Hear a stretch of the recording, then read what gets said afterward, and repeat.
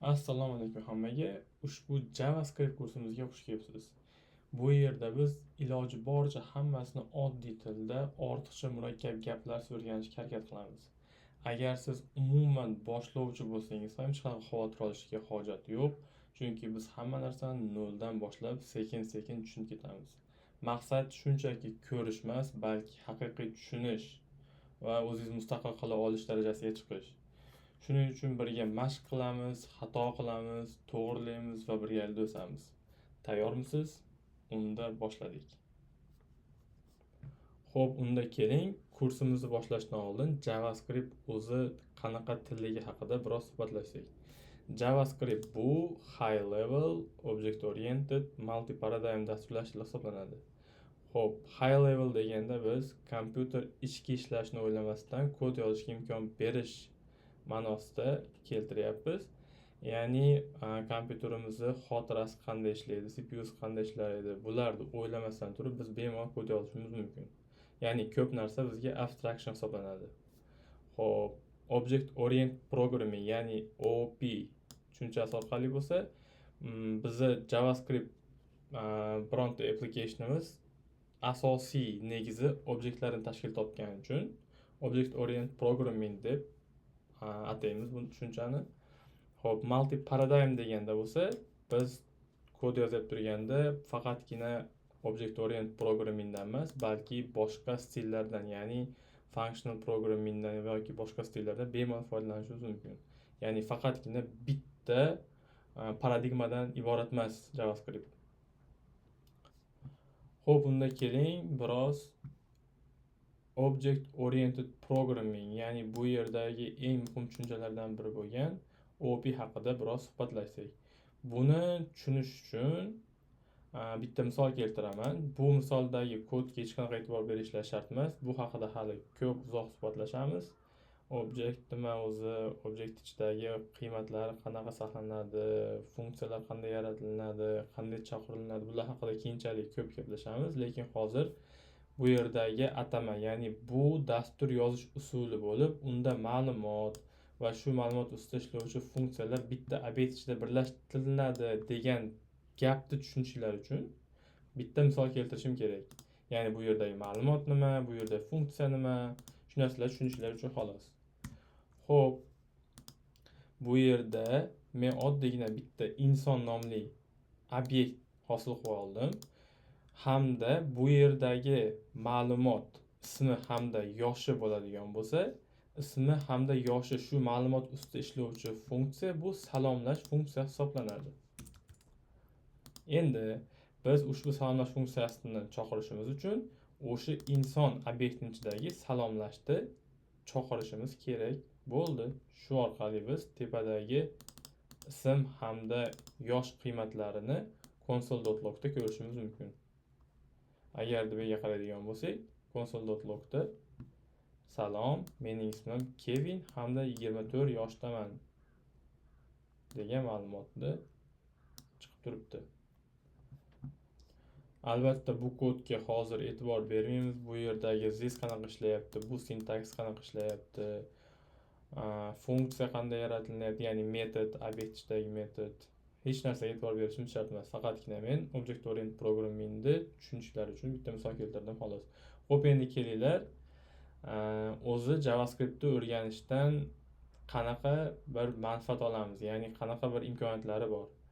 Xo'p, JavaScriptni o'rganish orqali biz full stack, ya'ni ham front-end ham back-end applicationlarni qurishimiz mumkin. Bu orqali nima demoqchiman? Ya'ni front-endda kerak bo'ladigan React.js, ya'ni bu yerdagi React.js, Angular, Vue.js, bularning hammasi JavaScriptni ustiga qurilgan. Yokida backendni qurish uchun foydalanadigan bizda Express bor. Expressni ustida qurilgan Nest.js degan frameworklari bor. Bularning hammasi backend qurishga xizmat qiladi. Bu yerda Next.js misol keltirilgan. Next.js bu front-end uchun asosiy xizmat qiladi, lekin hozirgi yangi app routing tizimli Next.js bor. Bu yerda biz ham frontendni, ham backendni bitta joyda jamlashimiz mumkin va hamda bularda hammasi JavaScript ustida qurilgan. Ya'ni ham biz frontendni, ham backendni bitta til orqali qurishimiz mumkin. Boshqa tillardan ustunlik tarafi ham shunda, ya'ni boshqa Java, C#, C++ language'larda misol keltiradigan bo'lsak, misol uchun Javada backendni Javada qurish mumkin, lekin Java orqali frontend qurib bo'lmaydi. Frontend qurish uchun faqatgina JavaScriptdan foydalanadi. Ya'ni JavaScriptda ustida qurilgan React, Angular, Vue.js orqali qurishimiz mumkin. Undan tashqari biz Java orqali, ya'ni JavaScript orqali mobile applicationlar ham qurishimiz mumkin. Ya'ni men undan oldin aytib o'tganimdek, frontend qurish uchun React.js ishlatiladigan bo'lsa, ya'ni web applicationlar uchun frontend qurish uchun React.js, Angular, Vue.js ishlatilinsa, mobile applicationlar uchun biz JavaScript ustida qurilgan React Native, Electron, Ionic Vue nomli texnologiyalardan ham foydalanishimiz mumkin. Xo'p, ana endi biz JavaScriptni web application qurish uchun roli haqida gaplashib o'tamiz. Ya'ni bu yerda biz bironta web application qurish uchun HTML, CSS hamda JavaScriptdan foydalanishimiz kerak. Xo'p, bu yerda yaxshi misol keltirilgan, ya'ni HTML o'zi nima? Bu insondan qiyos qiladigan bo'lsak, bu HTML insonni suvaylari. CSS bo'ladigan bo'lsa, uni sochini rangi, tanasini rangi, ko'zlarini rangi bo'lishi mumkin. Uni ustidagi hamma tashqi ko'rinishi bu CSS. JavaScript bo'ladigan bo'lsa, insonni harakatlari, ya'ni ko'zini qimirlashi, gapirishi yoki qo'llarini qimirlatishi, qanaqadir funksiyani bajarishi, bu hammasi JavaScriptga misol bo'la oladi. Web applicationlarda ham shunaqa, bironta battonni bosgan vaqtda bironta joyga request jo'natishdi yoki nimadir qanaqadir funksiyani amalga oshirishdi, ishini, animatsiyalarni hammasini JavaScriptni o'zi qilib beradi. Agar JavaScript bo'lmaydigan bo'lsa, HTML, CSS orqali biz oddiygina static bironta application qurishimiz mumkin. U application bilan hech narsa qilib bo'lmaydi. U faqatgina ko'rishimiz mumkin xolos. Hech qanaqa bir foydali narsa qilish imkonsiz HTML hamda CSS dan foydalanib.